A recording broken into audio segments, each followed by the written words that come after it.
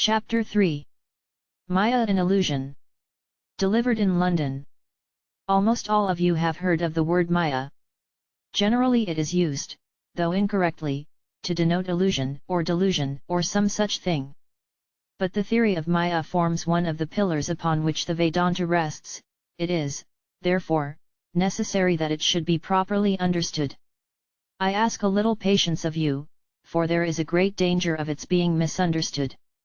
The oldest idea of Maya that we find in Vedic literature is the sense of delusion, but then the real theory had not been reached.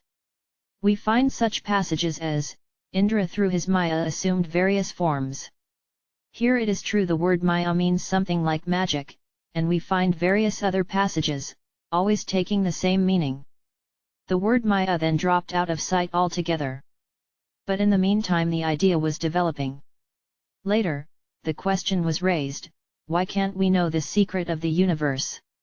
And the answer given was very significant, because we talk in vain, and because we are satisfied with the things of the senses, and because we are running after desires, therefore, we, as it were, cover the reality with a mist. Here the word Maya is not used at all, but we get the idea that the cause of our ignorance is a kind of mist that has come between us and the truth. Much later on, in one of the latest Upanishads, we find the word Maya reappearing, but this time, a transformation has taken place in it, and a mass of new meaning has attached itself to the word.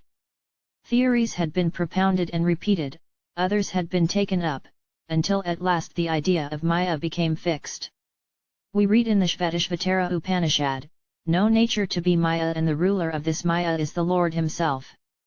Coming to our philosophers, we find that this word Maya has been manipulated in various fashions, until we come to the great Shankaracharya. The theory of Maya was manipulated a little by the Buddhists too, but in the hands of the Buddhists it became very much like what is called idealism, and that is the meaning that is now generally given to the word Maya. When the Hindu says the world is Maya, at once people get the idea that the world is an illusion. This interpretation has some basis, as coming through the Buddhistic philosophers, because there was one section of philosophers who did not believe in the external world at all. But the Maya of the Vedanta, in its last developed form, is neither idealism nor realism, nor is it a theory. It is a simple statement of facts, what we are and what we see around us. As I have told you before, the minds of the people from whom the Vedas came were intent upon following principles, discovering principles. They had no time to work upon details or to wait for them. They wanted to go deep into the heart of things. Something beyond was calling them, as it were, and they could not wait. Scattered through the Upanishads, we find that the details of subjects which we now call modern sciences are often very erroneous, but, at the same time, their principles are correct. For instance, the idea of ether, which is one of the latest theories of modern science, is to be found in our ancient literature in forms much more developed than is the modern scientific theory of ether today, but it was in principle. When they tried to demonstrate the workings of that principle, they made many mistakes. The theory of the all-pervading life principle, of which all life in this universe is but a differing manifestation, was understood in Vedic times. It is found in the Brahmanas. There is a long hymn in the Samhitas in praise of prana, of which all life is but a manifestation. By the by, it may interest some of you to know that there are theories in the Vedic philosophy about the origin of life on this earth. Very similar to those which have been advanced by some modern European scientists. You, of course, all know that there is a theory that life came from other planets. It is a settled doctrine with some Vedic philosophers that life comes in this way from the moon. Coming to the principles, we find these Vedic thinkers very courageous and wonderfully bold in propounding large and generalized theories. Their solution of the mystery of the universe, from the external world, was as satisfactory as it could be. The detailed workings of modern science do not bring the question one step nearer to solution, because the principles have failed. If the theory of ether failed in ancient times to give a solution of the mystery of the universe, working out the details of that ether theory would not bring us much nearer to the truth. If the theory of all-pervading life failed as a theory of this universe, it would not mean anything more if worked out in detail, for the details do not change the principle of the universe. What I mean is that in their inquiry into the principle, the Hindu thinkers were as bold, and in some cases, much bolder than the moderns.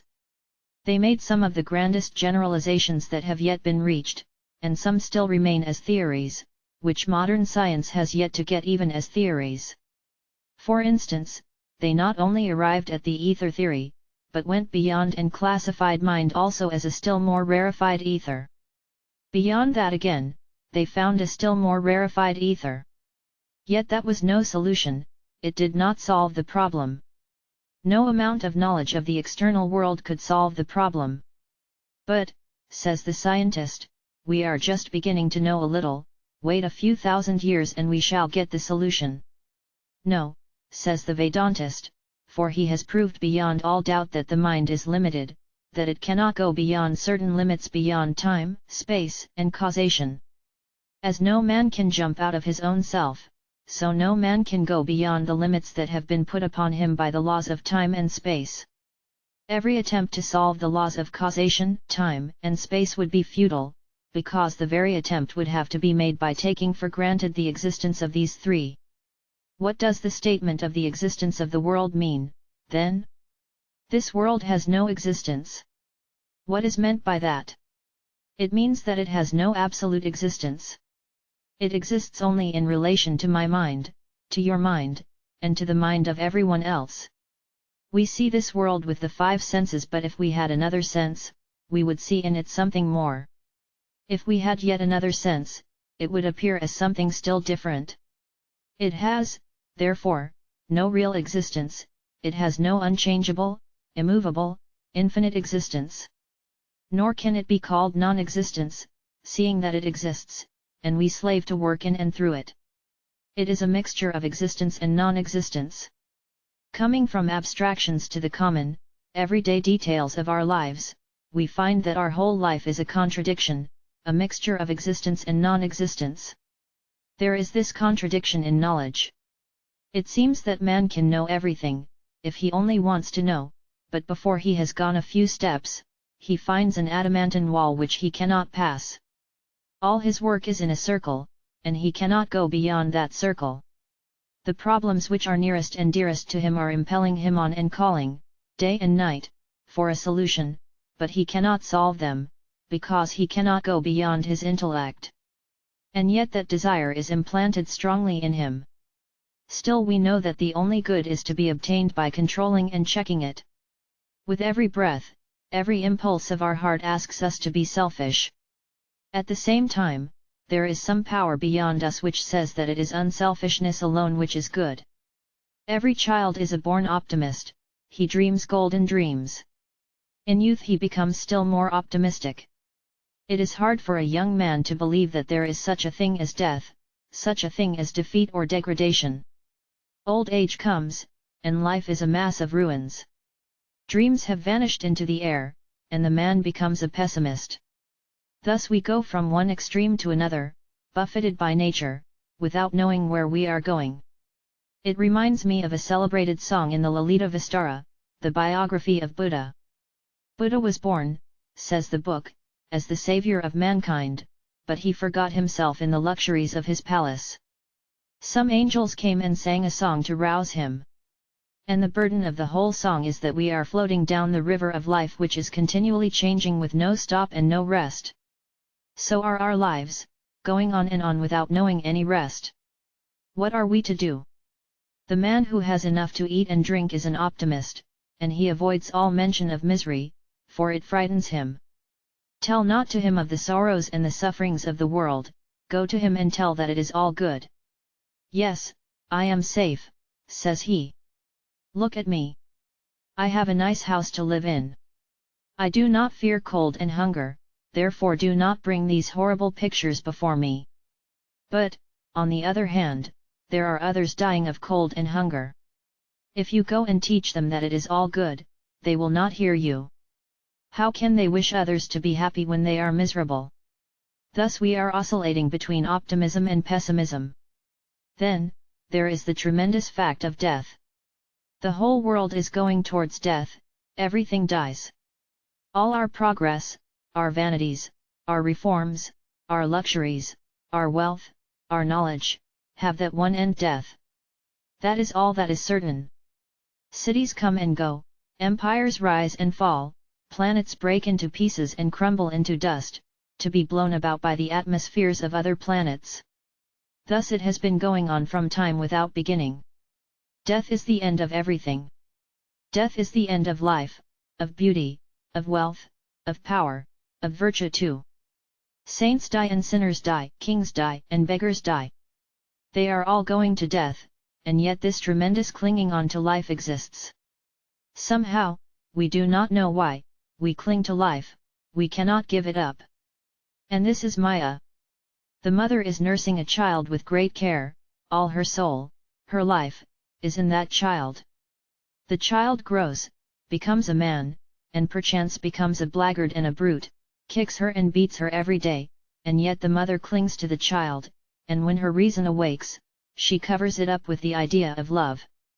She little thinks that it is not love, that it is something which has got hold of her nerves, which she cannot shake off, however she may try, she cannot shake off the bondage she is in.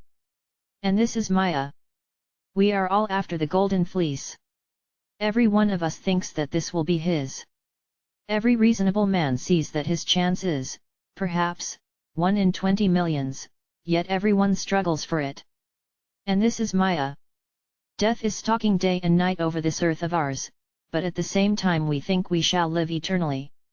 A question was once asked of King Yudhishthira, "What is the most wonderful thing on this earth?"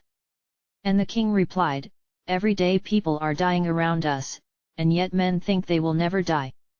And this is Maya.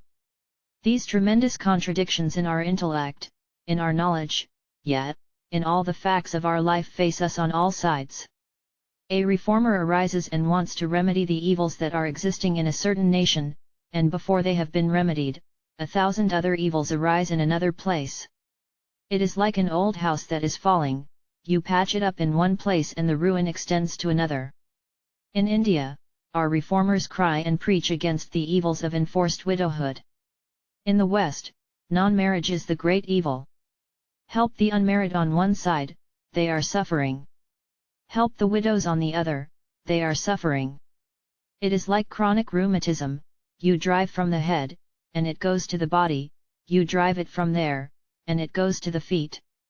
Reformers arise and preach that learning, wealth, and culture should not be in the hands of a select few, and they do their best to make them accessible to all. These may bring more happiness to some, but, perhaps, as culture comes, physical happiness lessens. The knowledge of happiness brings the knowledge of unhappiness. Which way then shall we go? The least amount of material prosperity that we enjoy is causing the same amount of misery elsewhere. This is the law. The young, perhaps, do not see it clearly, but those who have lived long enough and those who have struggled enough will understand it. And this is Maya. These things are going on, day and night, and to find a solution of this problem is impossible. Why should it be so? It is impossible to answer this, because the question cannot be logically formulated. There is neither how nor why in fact, we only know that it is and that we cannot help it. Even to grasp it, to draw an exact image of it in our own mind, is beyond our power. How can we solve it then? Maya is a statement of the fact of this universe, of how it is going on.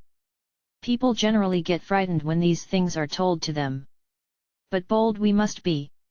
Hiding facts is not the way to find a remedy. As you all know, a hare hunted by dogs puts its head down and thinks itself safe, so, when we run into optimism, we do just like the hare, but that is no remedy. There are objections against this, but you may remark that they are generally from people who possess many of the good things of life.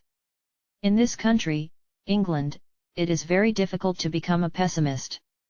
Everyone tells me how wonderfully the world is going on, how progressive, but what he himself is his own world. Old questions arise. Christianity must be the only true religion of the world because Christian nations are prosperous. But that assertion contradicts itself, because the prosperity of the Christian nation depends on the misfortune of non-Christian nations. There must be some to prey on. Suppose the whole world were to become Christian, then the Christian nations would become poor, because there would be no non-Christian nations for them to prey upon. Thus the argument kills itself. Animals are living upon plants, men upon animals and, worst of all, upon one another, the strong upon the weak. This is going on everywhere. And this is Maya.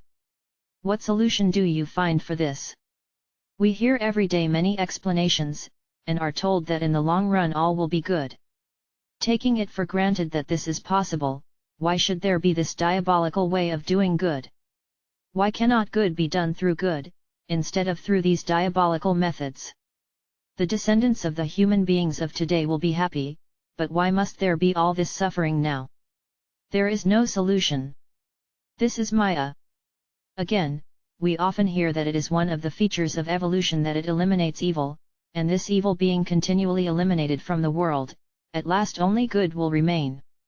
That is very nice to hear, and it panders to the vanity of those who have enough of this world's goods, who have not a hard struggle to face every clay and are not being crushed under the wheel of this so-called evolution. It is very good and comforting indeed to such fortunate ones. The common herd may suffer, but they do not care, let them die, they are of no consequence. Very good, yet this argument is fallacious from beginning to end. It takes for granted, in the first place, that manifested good and evil in this world are two absolute realities. In the second place, it make, at still worse assumption that the amount of good is an increasing quantity and the amount of evil is a decreasing quantity. So, if evil is being eliminated in this way by what they call evolution, there will come a time when all this evil will be eliminated and what remains will be all good. Very easy to say, but can it be proved that evil is a lessening quantity? Take, for instance, the man who lives in a forest, who does not know how to cultivate the mind, cannot read a book, has not heard of such a thing as writing. If he is severely wounded, he is soon all right again, while we die if we get a scratch.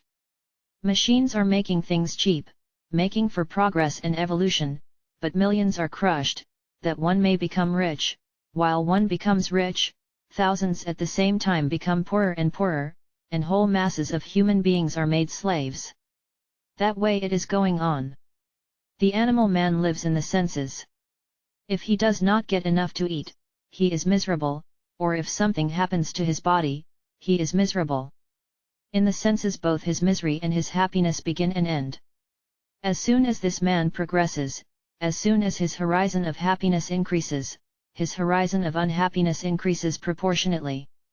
The man in the forest does not know what it is to be jealous, to be in the law courts, to pay taxes, to be blamed by society, to be ruled over day and night by the most tremendous tyranny that human diabolism ever invented, which pries into the secrets of every human heart. He does not know how man becomes 1,000 times more diabolical than any other animal, with all his vain knowledge and with all his pride. Thus it is that, as we emerge out of the senses, we develop higher powers of enjoyment, and at the same time we have to develop higher powers of suffering too. The nerves become finer and capable of more suffering.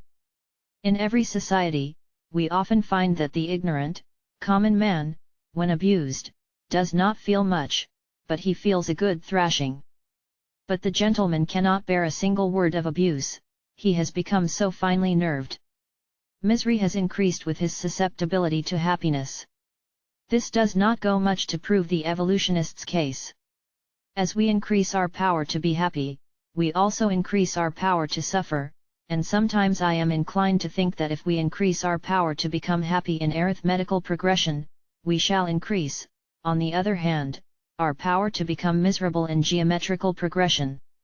We who are progressing know that the more we progress, the more avenues are open to pain as well as to pleasure. And this is Maya. Thus we find that Maya is not a theory for the explanation of the world, it is simply a statement of facts as they exist, that the very basis of our being is contradiction, that everywhere we have to move through this tremendous contradiction, that wherever there is good, there must also be evil, and wherever there is evil, there must be some good, wherever there is life, death must follow as its shadow, and everyone who smiles will have to weep, and vice versa. Nor can this state of things be remedied. We may verily imagine that there will be a place where there will be only good and no evil, where we shall only smile and never weep. This is impossible in the very nature of things, for the conditions will remain the same. Wherever there is the power of producing a smile in us, there lurks the power of producing tears. Wherever there is the power of producing happiness, there lurks somewhere the power of making us miserable. Thus the Vedanta philosophy is neither optimistic nor pessimistic. It voices both these views and takes things as they are. It admits that this world is a mixture of good and evil, happiness and misery, and that to increase the one must of necessity increase the other. There will never be a perfectly good or bad world, because the very idea is a contradiction in terms. The great secret revealed by this analysis is that good and bad are not two cut and dried, separate existences. There is not one thing in this world of ours which you can label as good and good alone, and there is not one thing in the universe which you can label as bad and bad alone. The very same phenomenon which is appearing to be good now, may appear to be bad tomorrow. The same thing which is producing misery in one, may produce happiness in another. The fire that burns the child, may cook a good meal for a starving man. The same nerves that carry the sensations of misery carry also the sensations of happiness. The only way to stop evil, therefore, is to stop good also, there is no other way. To stop death, we shall have to stop life also. Life without death and happiness without misery are contradictions, and neither can be found alone, because each of them is but a different manifestation of the same thing. What I thought to be good yesterday, I do not think to be good now. When I look back upon my life and see what were my ideals at different times, I find this to be so. At one time my ideal was to drive a strong pair of horses, at another time I thought, if I could make a certain kind of sweetmeat, I should be perfectly happy. Later I imagined that I should be entirely satisfied if I had a wife and children and plenty of money. Today I laugh at all these ideals as mere childish nonsense. The Vedanta says, there must come a time when we shall look back and laugh at the ideals which make us afraid of giving up our individuality. Each one of us wants to keep this body for an indefinite time, thinking we shall be very happy, but there will come a time when we shall laugh at this idea. Now, if such be the truth, we are in a state of hopeless contradiction, neither existence nor non-existence, neither misery nor happiness, but a mixture of them. What, then, is the use of Vedanta and all other philosophies and religions? And, above all, what is the use of doing good work? This is a question that comes to the mind. If it is true that you cannot do good without doing evil, and whenever you try to create happiness there will always be misery, people will ask you, what is the use of doing good? The answer is in the first place, that we must work for lessening misery, for that is the only way to make ourselves happy. Every one of us finds it out sooner or later in our lives. The bright ones find it out a little earlier, and the dull ones a little later. The dull ones pay very dearly for the discovery and the bright ones less dearly. In the second place, we must do our part, because that is the only way of getting out of this life of contradiction. Both the forces of good and evil will keep the universe alive for us, until we awake from our dreams and give up this building of mud pies. That lesson we shall have to learn, and it will take a long, long time to learn it. Attempts have been made in Germany to build a system of philosophy on the basis that the infinite has become the finite. Such attempts are also made in England. And the analysis of the position of these philosophers is this, that the infinite is trying to express itself in this universe, and that there will come a time when the infinite will succeed in doing so. It is all very well, and we have used the words infinite and manifestation and expression, and so on, but philosophers naturally ask for a logical fundamental basis for the statement that the finite can fully express the infinite. The absolute and the infinite can become this universe only by limitation. Everything must be limited that comes through the senses, or through the mind, or through the intellect, and for the limited to be the unlimited is simply absurd and can never be.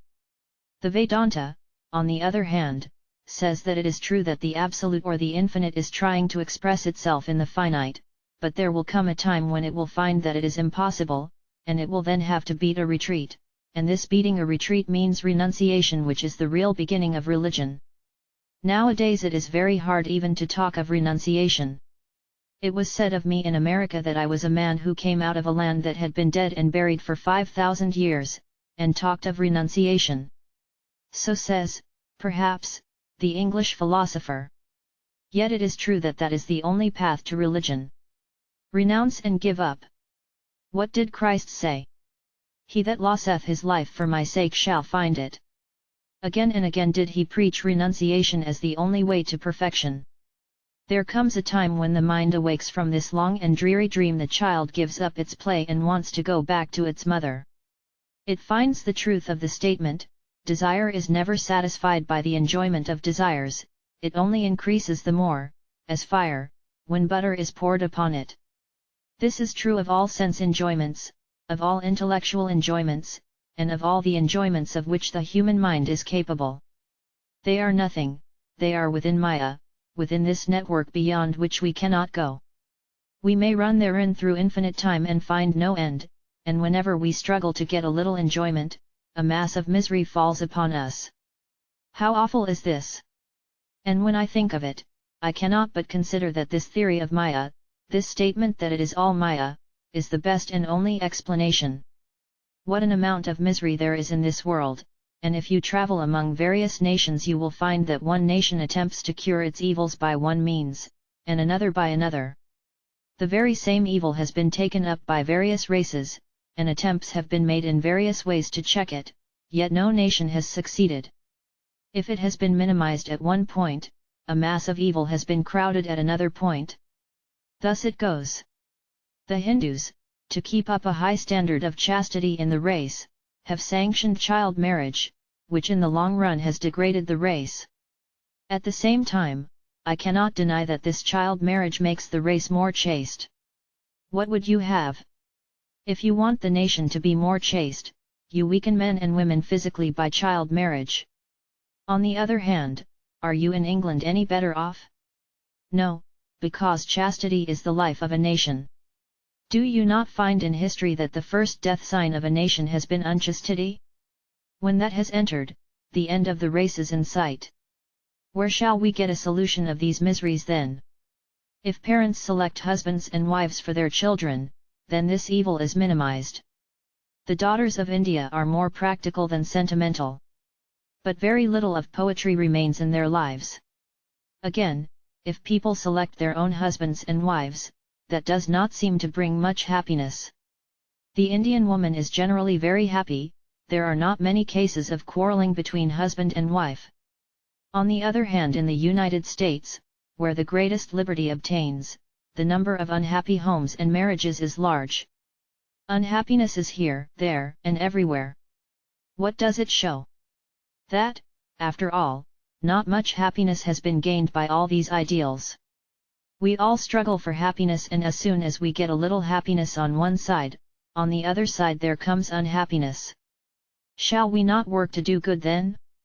Yes, with more zest than ever, but what this knowledge will do for us is to break down our fanaticism. The Englishman will no more be a fanatic and curse the Hindu. He will learn to respect the customs of different nations. There will be less of fanaticism and more of real work. Fanatics cannot work, they waste 3/4 of their energy. It is the level-headed, calm, practical man who works. So, the power to work will increase from this idea. Knowing that this is the state of things, there will be more patience. The sight of misery or of evil will not be able to throw us off our balance and make us run after shadows. Therefore, patience will come to us, knowing that the world will have to go on in its own way. If, for instance, all men have become good, the animals will have in the meantime evolved into men, and will have to pass through the same state, and so with the plants. But only one thing is certain, the mighty river is rushing towards the ocean, and all the drops that constitute the stream will in time be drawn into that boundless ocean. So, in this life, with all its miseries and sorrows, its joys and smiles and tears, one thing is certain, that all things are rushing towards their goal, and it is only a question of time when you and I, and plants and animals, and every particles of life that exists must reach the infinite ocean of perfection, must attain to freedom, to God. Let me repeat, once more, that the Vedantic position is neither pessimism nor optimism. It does not say that this world is all evil or all good. It says that our evil is of no less value than our good, and our good of no more value than our evil. They are bound together. This is the world, and knowing this, you work with patience. What for? Why should we work? If this is the state of things, what shall we do? Why not become agnostics? The modern agnostics also know there is no solution of this problem, no getting out of this evil of Maya, as we say in our language, therefore they tell us to be satisfied and enjoy life. Here, again, is a mistake, a tremendous mistake, a most illogical mistake. And it is this. What do you mean by life? Do you mean only the life of the senses? In this, every one of us differs only slightly from the brutes. I am sure that no one is present here whose life is only in the senses. Then, this present life means something more than that.